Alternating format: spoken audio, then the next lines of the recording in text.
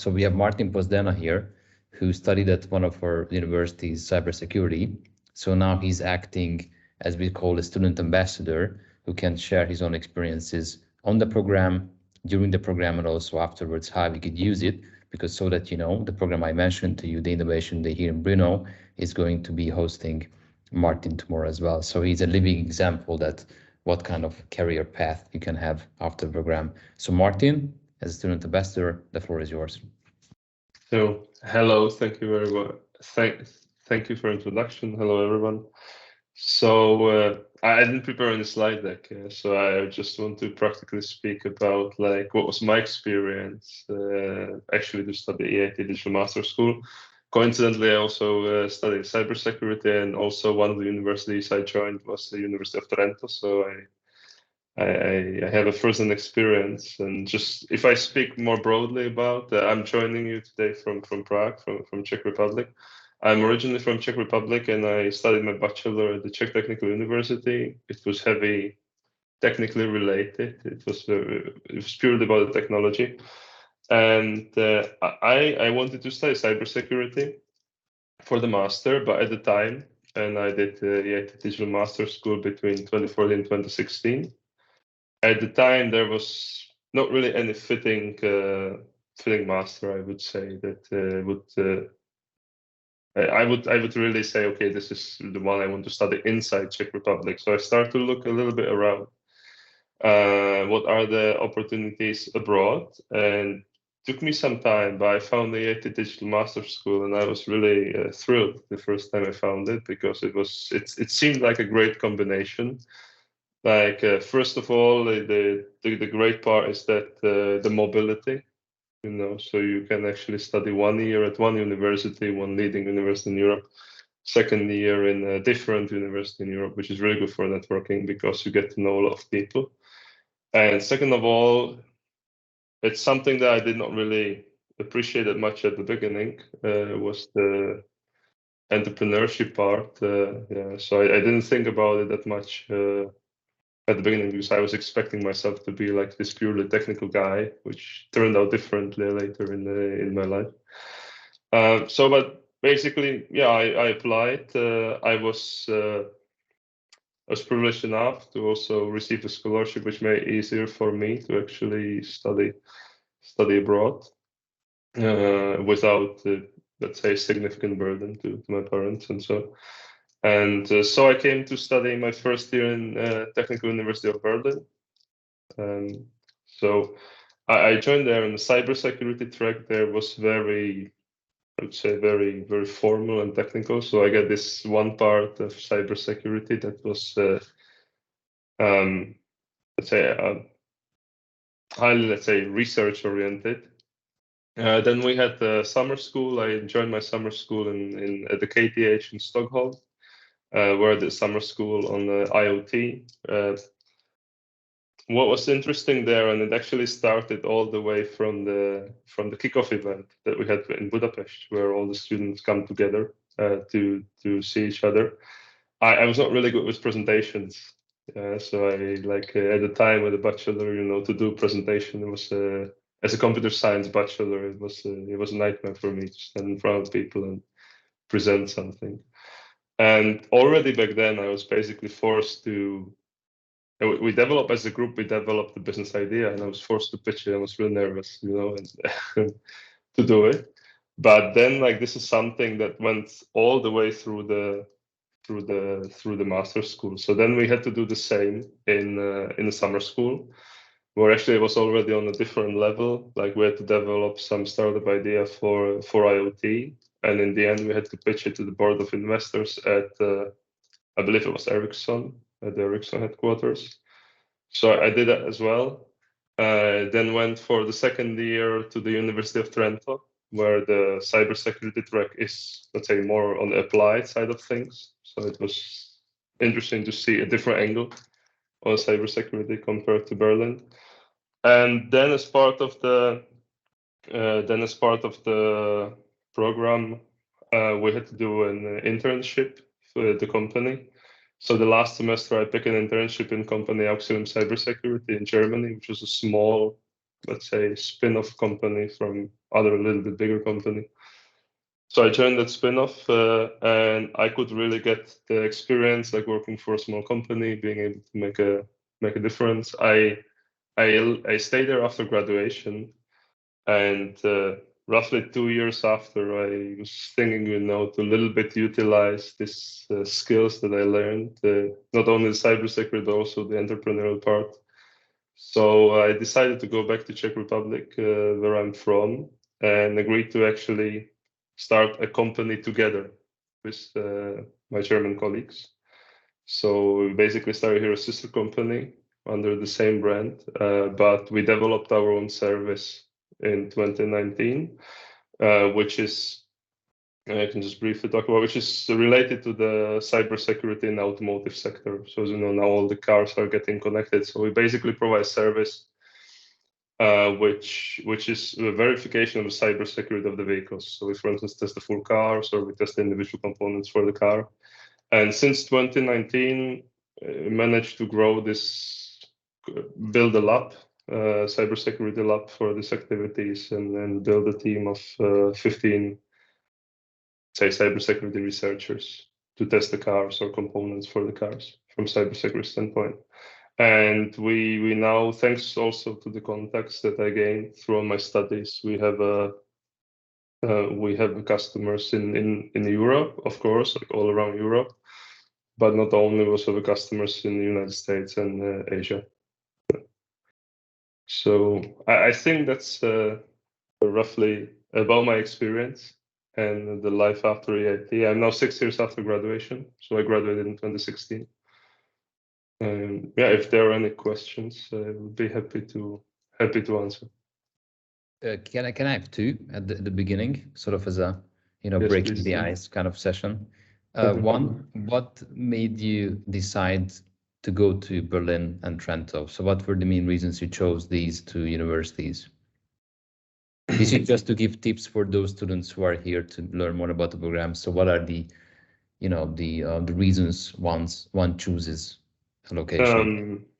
Yeah, I think my reasons were not that elaborate or advanced. Yeah, so Berlin was physical proximity. I couldn't afford, let's say, to, not financially, but I didn't want to go study somewhere from where I wouldn't be able to really go back home. Like periodically in Berlin from Prague, it's like 3 hours. That's one point. That's the point for Berlin, and also I was interested about the technical university in another major capital nearby. And then for the second year, I basically couldn't go to Germany again, right? Because you have to change. So there were a few options like Eindhoven. No, sorry, Twente or Eindhoven.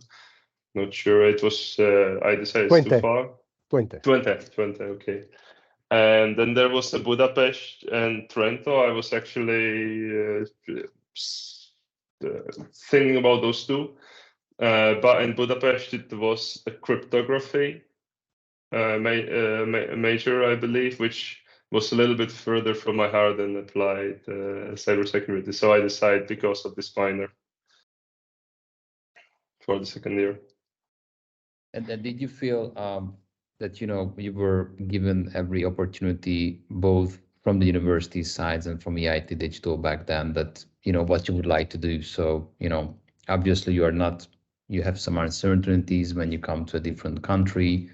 It's not easy at the beginning to make sure that you have your proper housing, all the administration, all the paperwork, choosing which kind of summer school you'd like to go to. Mm-hmm.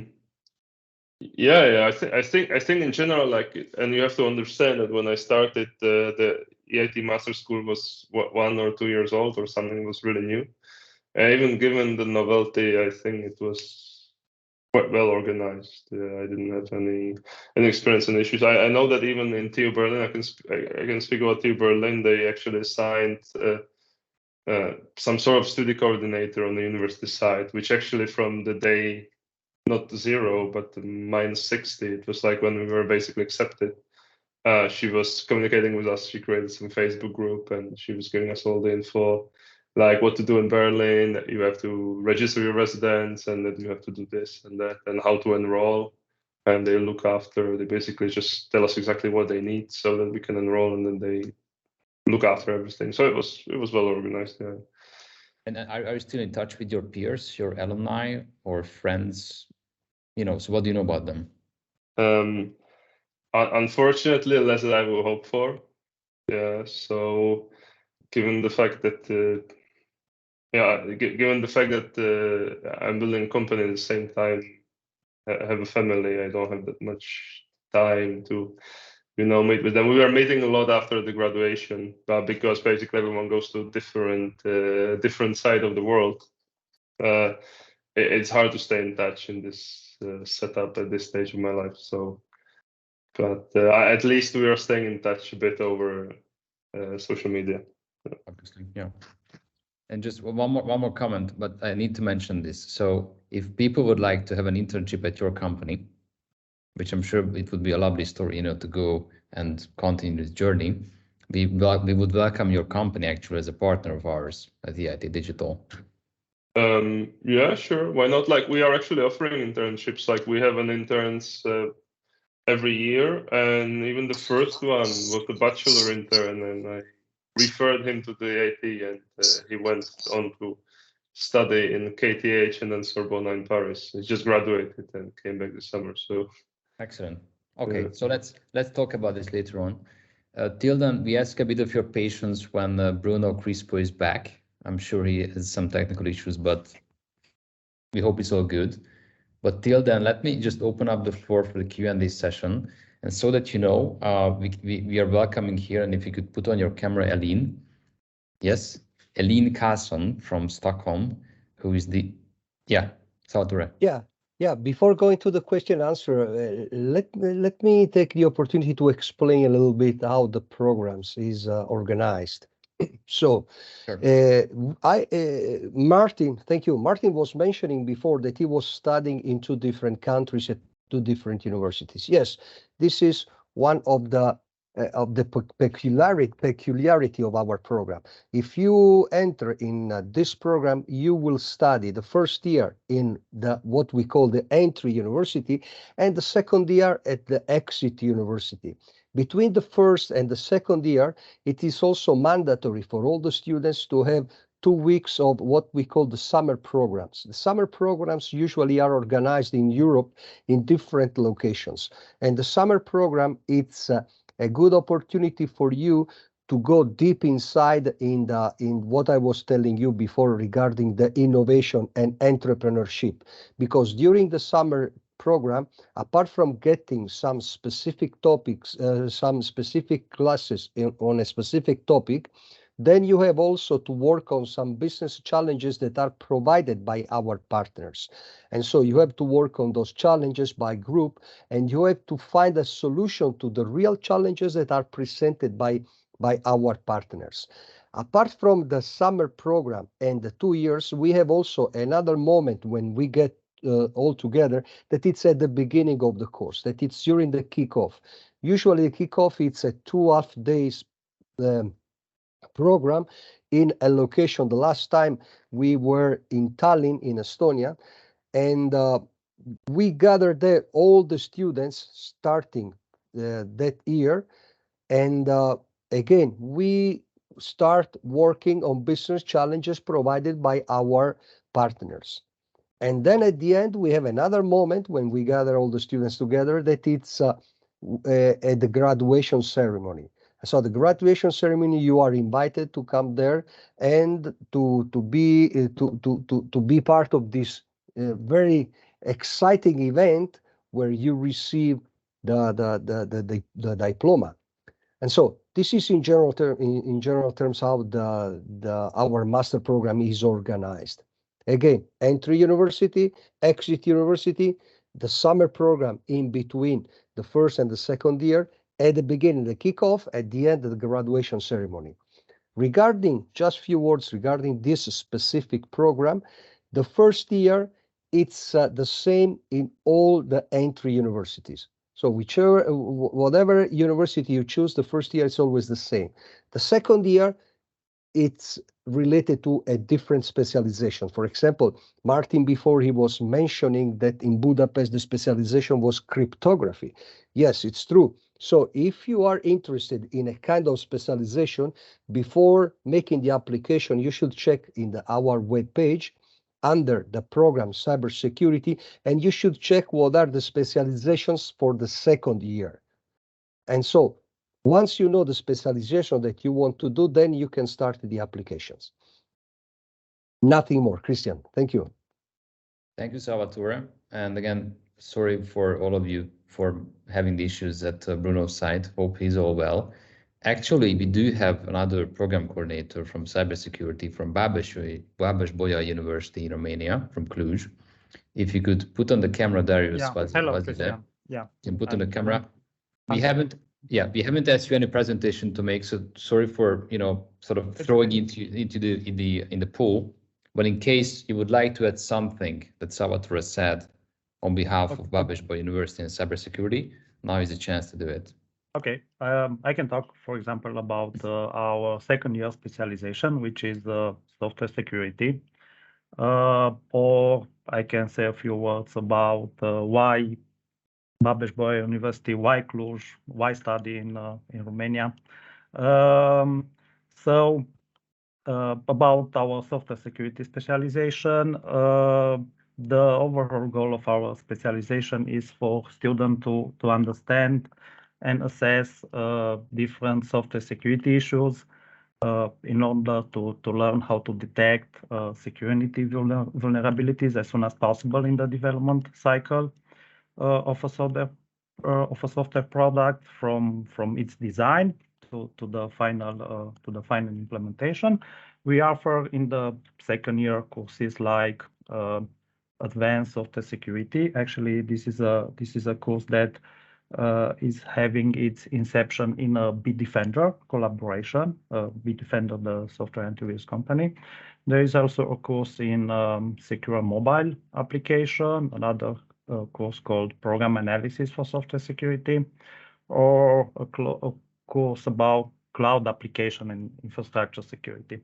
So actually all these courses will address advanced topics such as software quality models, security as a quality factor, security analysis and verification of software, and so on. As Professor Mocha said before, actually students have this opportunity to study 2 different years in 2 different university. Why to choose, for example, our university, or why to choose to study in Cluj in Romania? First of all, there are many good reasons. Some of the reasons are related to the university itself. Some of the reasons are related to the city of Cluj-Napoca, where the university is located. The Babes-Bolyai University is the biggest and the largest university in Romania, and actually is the university with the highest international rankings here. The quality of the ITNC educational programs here, we have over 3,000, almost 4,000 students enrolled here, both in undergraduate and graduate study programs in computer science. Most of our students find themselves a working position in the field of ITNC after they graduate, or even during their undergraduate or graduate studies. Also, the city itself, the Cluj-Napoca city, is like some sort of a hub, an ITNC hub. There are over 1,500 ITNC companies located in the city. Actually, the media called the city Silicon Valley of Pennsylvania. it's also a multicultural city with, I guess, 5 different universities. There are a lot of music festivals here. And actually the Transylvania region where the city is located is a region full of culture and traditions. The best example in this sense maybe is the Dracula Castle, which is located in Transylvania. Yeah, no, so some words about these are some words about our program, our specialization, our university, and our city. Thank you, Darius, especially for making this sort of jump-in presentation of university. And again, welcome Babes-Bolyai University at the program, as you will be having the very first year starting from next year in the fall. Okay, so right now we are in the middle of the session where we usually open up the floor for the Q&A part. So now I would like to give the floor to all those of you who are here to speak up, ask questions, either by sending it in the chat box and or saying it out loud. We do have, as you see, coordinators from the program. We have Aline from the Master School office. We have also Salvatore from the Master School. So we're going to make sure that all your questions are answered. So before anyone asks a question, because this is always the part when everybody's a bit, afraid to ask questions. Aline, could you please talk about the deadlines and, what are the main ingredients of the application phase that students should take into account, making sure that they are ready and finalized with the application? Absolutely. Hi, everyone. My name is Elin Karlsson. I'm the head of Master School office. We are located in Stockholm, Sweden, and we run like the central administration for the Master School, and we coordinate the admission as well. So some of you might already have been in contact with us if you have sent us an email at the masterschool.eitdigital.eu. That is us, the Master School office that is running this email address. And perhaps you have also been looking around at the website already, where we have stated all of the dates. So the deadline for this application period 1, it's on February 3rd, and then we will send out all of the study offers on March 30th. And if you receive a study offer, you have 1 week to consider this and then hopefully accept the study offer. So that's something that's quite important to note, that you will actively have to accept. You need to click accept in the link in the email that we send to you. And something else that is important to note is that you will need to pay an application fee after you submit your application. You will automatically receive an email after you click submit. Then you receive a confirmation email from us saying that we have received your application. And there it will also be information on how to pay the application fee. And important to note is that you do have the possibility to apply for several programs this year. And if you want to do so, you will need to pay 1 application fee per program. Also, you will need to, after you have submitted your first application for the first program, then you will need to contact us at the Master School office. Actually, you can do so even before you have submitted the first application.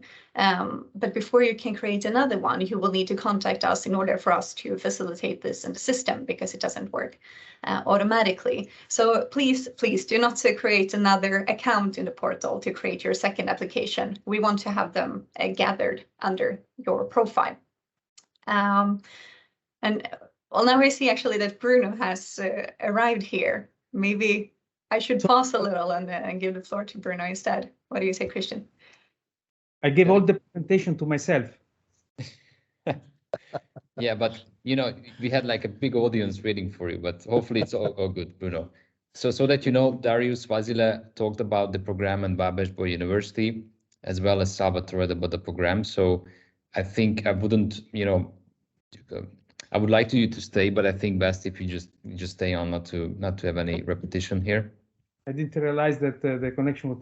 I see the phone ringing, but I was thinking that I was presenting, so I didn't answer the phone. But okay. So you were actually talking to the screen. Amazing. Yes, I gave the presentation to my screen because it was full screen, so I was really into it. Okay.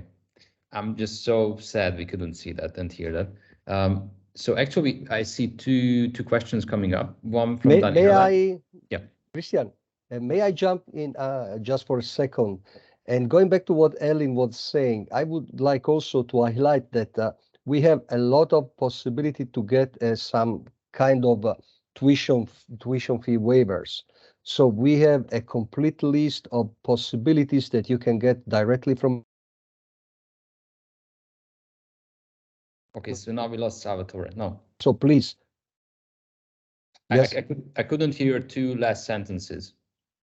That there is also we are also offering some tuition fee waivers from the EIT Digital or also from our partner universities. So we created a web page where you can check all the tuition fee waivers available. And when you apply for one of our programs, and I hope it will be the cybersecurity master, just check also if there are some tuition fee waivers available, and you can apply also for that. Thank you. All the university, all the entry point provide additional scholarship. And as I believe, Trento is one, and also Babes-Bolyai another one. They are both entry points. Yeah, the entry point, yes. The entry points are University of Twente, the University of Rennes, University of Trento, the University of Turku, Twente, Elte, and the Babes-Bolyai University. These are the entry point. Okay. While the exit point are Trento, Turku, Twente, Elte, Babes-Bolyai, and Eurecom. So University of Rennes is only an entry point, and Eurecom is only an exit point. Exit point. Correct. And when you choose, you have to choose two universities, so the entry and the exit from two different countries. So you cannot choose Rennes and Eurecom as an entry point and exit point. Okay, thank you for the additional info. Aline, you want to say something, or you would just? Yes, I would also like to add on to the scholarships and financial support overall, because this is a very important subject. I have just posted a link in the chat to the specific page on the website where you can see more information about this. And I see that Rashid has asked here, what does the scholarship include? And as mentioned by Salvatore, there are different ones. For example, tuition fee waivers can be full tuition fee waiver or half tuition fee waiver. There is also allowances available, and we also have a deferred tuition fee payment plan available together with the European Investment Fund, which allows you to postpone the payment of all of your tuition fees until 6 months after you graduate, and then you start paying back in installments after that when you have a job. And important to note as well about this is that in the application under tab 4, that is called financial support, I believe. Here you have to check so that you actually, if you want to apply for the EIT Digital Scholarship, you will need to tick the box for this, as well as if you want to apply to some of the others, for example, ELTE or the deferred tuition fee payment plan, then you can see there what potential additional documents that you will need to upload and so on. So have a look there and really check all of the information and make sure that you that your application is complete with all of this information. I add the tuition, the fair tuition plan. It's important because here in cybersecurity, all the students find job already when they are doing the master. So there is really no gap between when they finish the program and when they start working. As I said, a lot of time, the master already it's a track to start with the job. So if you really don't have the possibility of a scholarship and you have a funding problem, this allow you to pay simply with the first salary. Also because, as you said, it's with installment, so you don't have to pay all at once after 6 months. So it can be actually quite easy to pay at the end. Thank you, Yeah, Bruno. and also for the first time, let me announce that for the first time the history of this program, we will have also some scholarship available from some companies that they will pay not only the fee or EIT Digital, but they also are paying a small salary, monthly salary. And so this is the only program of EIT Digital who has some specific agreement with some companies. And Salvatore, if this can be shared with the students, this would be known after they have accepted the offer? It's already in the list that was provided by Ellie. Okay, excellent. It should be already there. Yes. Yes, and also I can just add on to that when we send the letters of acceptance or the study offers on the 30th of March, we also send out the scholarship certificate. So you will know then if you were accepted for a scholarship or deferred tuition fee payment plan or so. There were also some... You came to pick me in Old Federal. Good evening. Alaya, you were asking a question? Yes, Then please, I go want to ahead. ask something. Please, Yeah. can you hear me? Am I audible enough? Yes, please, I want to ask if this scholarship and payment plan are actually for the non-EU student from Nigeria. Is the scholarship is actually accepted too for the non-EU student, like a student from Nigeria and up? Yes, you can be accepted for this as well. You will see in the application portal where I mentioned there under tab 4, if you open up the deferred tuition fee payment plan.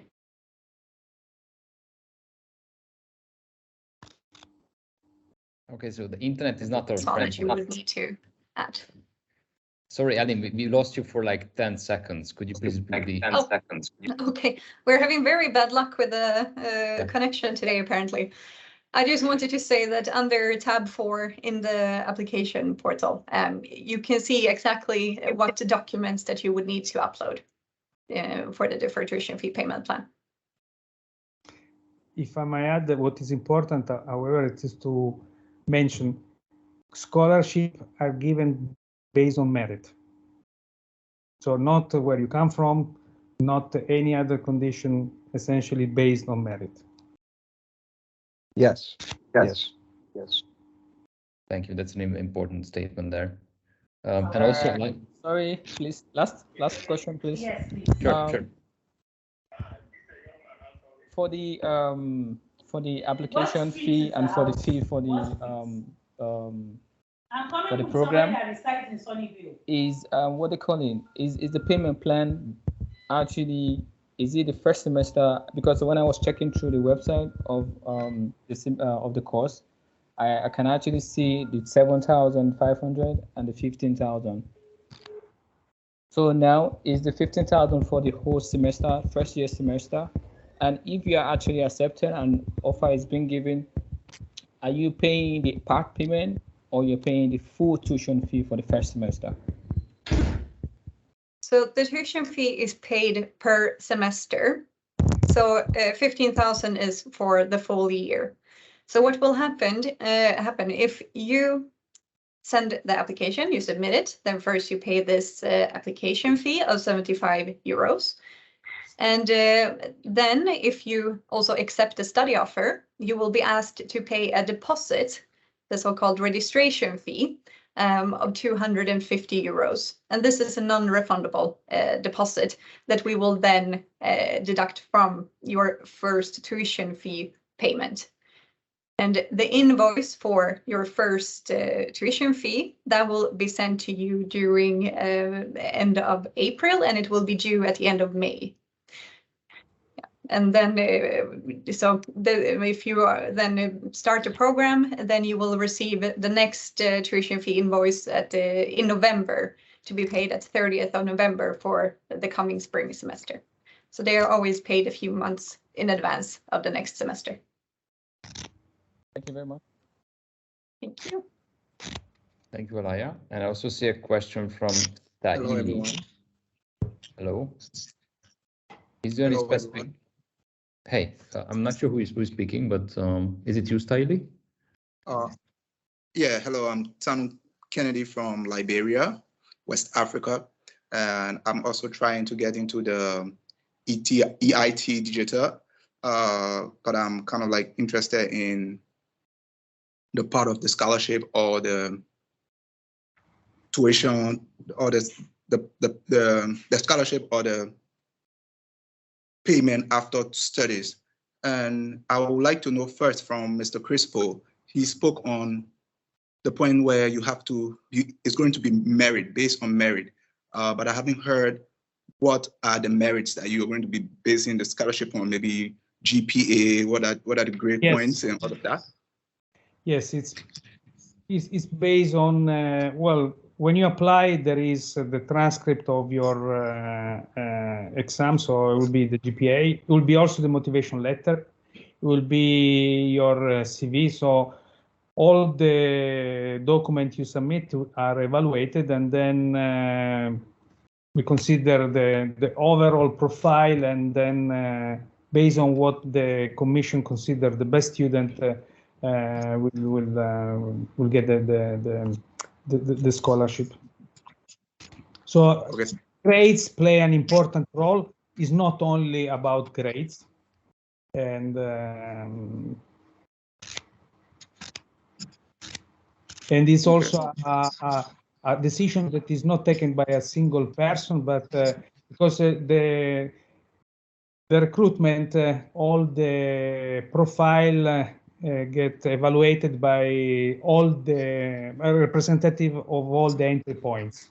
So are at least 5-6 people, all expressing their opinion, and then at the end, the one that are considered the best for a collective judgment are the one that get the scholarship. Yeah, also Professor Crispo was mentioning the motivation. There is also the possibility to send a motivation video, 2 minutes. And the commission is also evaluating your real motivation to enter into a program. So I would really invite you to send, apart from the grades and the other documents, to prepare also a motivation video. But obviously, you have all of those. You are here shown the motivation already. Okay. So again, thanks for being here. Tarnuan, are you? Another question, please. Yeah, Alaya, go ahead. Okay. Yep. Please. I want yes, to ask I'm here. I'm here. For African, do we need English proficiency for the application? Depend on the university, on the entry points. So there are some conditions that waive you from getting the certification. First of all, if you come from an English-speaking country, then you don't need, of course, the certification. For some entry university, if the official language of the university where you did the bachelor is English, then you are waived from the certification. So that it's enough, the fact that your university was in English, and then you don't need certification. Otherwise, can be the IELTS, can be the TOEFL, can be other certification as well. I think on the website of the EIT Digital, there is also the equivalence between the score of the different certification, English certifications. But you have to check, because there are slightly differences between the different university that play the entry points. And this is something that Aline just shared in the chat box. If you can take a look at it in regards to language tests and exceptions there. Let me go back to Styli's question, who has been actually answered by many ways in the last few more minutes. Is there anything, Aline, we should add here to Styli's question, or? I believe that it has been covered very well by Professor Crispo and Salvatore. Yeah, it has already. There is also another question further up that we didn't check yet, from Daniele Vecchiarelli. Right. How many students are accepted each year into the cybersecurity track of study? I don't know if anyone else would like to answer this or if I should go ahead. Well, there is the capacity of around 20 students for a university. So each entry point can accept up to 20 students. So it's a good capacity if you consider that there are 6 entry points. And I don't know if somebody raised the issue. There is the one topic that sometimes people ask is the one of the visa. Now, once you get admitted, etc., for the visa, the students should refer to the entry points. Usually, all the entry university have a welcome office, and they will deal with the. They will say and explain to the applicant what is the procedure to get the visa. Because at the end they get prospective student of the university, so the university start taking care about the enrollment process. Yes, I would like to jump. I have one more question, please. Sure. Is there a way is possible? We can't hear you, Alaya. Your voice is gone. Student can actually proceed before coming down. Could you please repeat it, Alaya? I couldn't hear it. Can you hear me now? Can you hear me now? Yes. Can you hear me now? Yes, we can hear you. Go ahead. Yeah, I said, okay, so I said, is there any accommodation attached to the school, or is it possible for EIT to provide accommodation or source for accommodation for students coming in for the program? Again, this depends from the entry points. There are some, most of the entry points have some accommodation that are not for free, but are subsidized. So you pay the rent, but it's typically not the cost of the market, but it's much less. This apply, for example, with the Trento, but also with Twente. Most entry points offer some accommodation in campus and in university residence, as well as the ticket for the meal. You get discount for those, and also for the transport, for the local transportation. That is also the case in Budapest, by the way. Sorry. Yeah, it's the entry points offer similar packages. I can follow up on this. Of course, it's a bit different from each university. And what I also wanted to say before, speaking of visa and now also accommodation and these questions, is that these are questions that we recommend you to take directly with the universities, because us at the Master School office, we cannot really advise on each university. I mean, we have many partners, so we are not able to advise you on accommodation in, for example, in Trento. This is better to take directly with the universities instead. But when you receive a study offer from us, and if you accept it, then within a few weeks, you will also receive the university's local letter of admission. And together with this, then the process of supporting you to get the visa and accommodation and so on, it will also start. So you will get the support from the university that you are admitted to. So for the entry university then during the spring of 2023, if you're admitted, and then the same during your entry year, like during the spring, your last semester of the entry year, then your exit university will also reach out to you with this information as well. Thank you, Elaine. And just to add something of a general information, so we will have, each program will have such an info session in the upcoming weeks and months. So if you're not sure if you would like to choose cybersecurity or data science or fintech or one of the other programs of the 7, please feel free to come to these sessions to hear about them. The procedure is the same, but of course the content of each program is different, as well as the entry and exit year points. What we would like to also further mention and highlight that the end of January, the 26th of January, I'm looking at Aline, is the date when Aline and her colleague Christian we'll organize an info session on how to make sure that your application from a technical point of view is being handled, with the care that it should be handled with, to make sure that, you have the right language test, you have the right paper to submit. And this is happening just 1 week before the 3rd of February deadline, to make sure that you're on time with that. I see a question popping up. I'm just repeating this for the recording session. So hello, that's Manas Rai. Hello, I'm currently in process of applying. I was wondering if there was any format to the LOR or my college and supervisors free to choose the format for the content of letter of recommendation. Thank you. There is no format, so they can, the content matters more than the format. So there is no predefined format. Okay. Same is for the letter of motivation. A bit of advice is the English certification, because it might take a long time to do it. Also to do the exam, so to book the exam. So that it typically is the critical issue in terms of timing.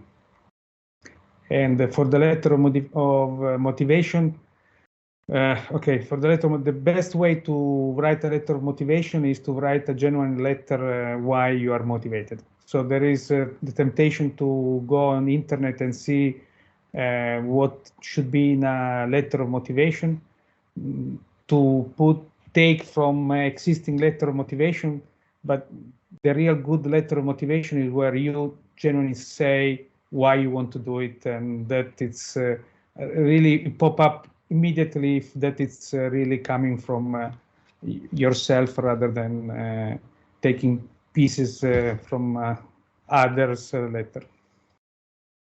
Yes, if I can second you, Bruno. So make it personal. Make it, this is your chance to get into one of the top programs in Europe. And, we're looking forward to working with you, and we're curious about you. So if you don't give anything about your personality, your plans, your future, then it's going to be something of an average, and we'd like to have the best ones, of course, and you are the best ones. I would also like to add some important information when we are talking about documents, and that is that all of your documents have to be submitted by the deadline, together with your application on the 3rd of February. We cannot accept any documents coming in after the deadline, so everything has to be uploaded with your application. And also to follow up on what you said about the webinar that we will host from the Master School office. It is on the 26th of January at 4 p.m. in the afternoon, Central European time. And make sure that if you haven't already, then make sure that you create an application now, because then we will see you there and you will automatically get the invitation for this webinar. Of course, you are welcome to reach out to us via email as well. But if you have an application there, then you will automatically get invited. And in this webinar, we do guide you through every bit of the application. So if you have any doubts still with 1 week to go before the deadline, then it's really good to attend this webinar, so you will get all information that you need. Thank you, Aline. Yes, my last question, please. Sure, go ahead. Yeah, in the motivation letter, I read a part of it that said, because I already started my application though, and I read a part of it that said it have to be like an innovative or motivational letter where you have to state maybe your problem and how you feel like, or how you think you're going to solve it. So I heard you just talking about the motivational letter, and I also heard you saying that it have to be something personal. So I just wanted to ask on that point where the motivation and the innovation aspect come into.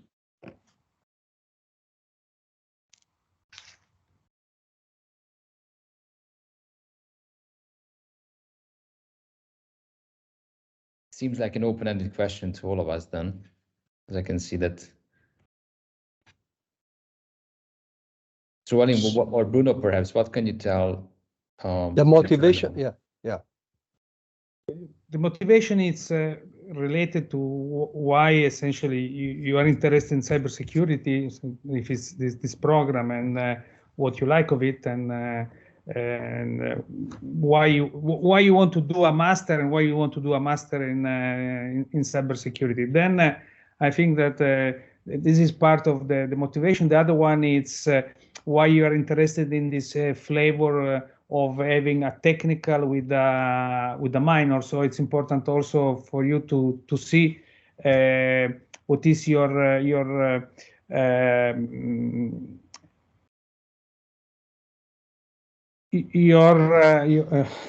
attitude towards non-technical technological skills. So, for example, what you think about innovation, why you like a program that has an innovation inside a master and is not only a technology-based oriented master. Also, because this is something that plays and it's important, I think it's written somewhere, if you have a previous experience also that are not of university, but in the work world, essentially how this can, what you learn from your working experience, because that it's also something that is considered by the recruiting committee. So that's why are not only the grades, because you may have a solid expertise in the industrial world, and then now you want to go back to improve or do the training again. So you might have done a bachelor, some working experience, and now this motivate why you want to do the master. People have very different backgrounds, so we are open-minded on that. Just one additional question here, Bruno. We received it from Rashid Hussain. The question, does the business idea have to be cybersecurity related? Well, the program is on cybersecurity. Okay, so that is something that it's an obvious fit is for you to talk about an idea that is cybersecurity related. Fair enough. But again, for example, if you are, if you would like to mention some business ideas in your motivation letter, even if they are not related to cybersecurity, please do mention it, because the motivation letter could be the difference between you and other to get or not a scholarship. And there is also another question regarding the acceptance rate for cybersecurity. Bruno. Yeah, this depends on yes, every year is different, and there has been very different, I mean, has been changed quite, I mean, it can change a lot from year to year, also considering that we are coming from 2 years of COVID, but we are all between, I think it's around 50–60% of the application get through. Yeah, yeah. We have numbers from the master school office. We are more or less around 50%. 50% of acceptance rate. Thank you. If I see no other questions, actually we just come to the end of this session. And again, just to wrap it up, we will have info sessions to each of the program the Master School has. These are going to be available through emailing. I'm sure the Master School office will email you about this, and also we will do it as well. And again, the key date is the 26th of January in regards to the technicalities of the application itself. And in any case, if you have any other follow-up questions, let us know. You can send it to us via the Master School office or the Eventbrite organization link. So I would like to thank you so much for being here, so that you know that actually it's pretty global that we are doing here. So we have Elin now coming from Sweden, Bruno from Trento, Salvatore from Spain. We heard 2 questions from Liberia, Nigeria. We had a speaker from Czech Republic, from Czechia. We have Darius from Romania, and you know, this is really global. So we are just happy to make sure that this program is running.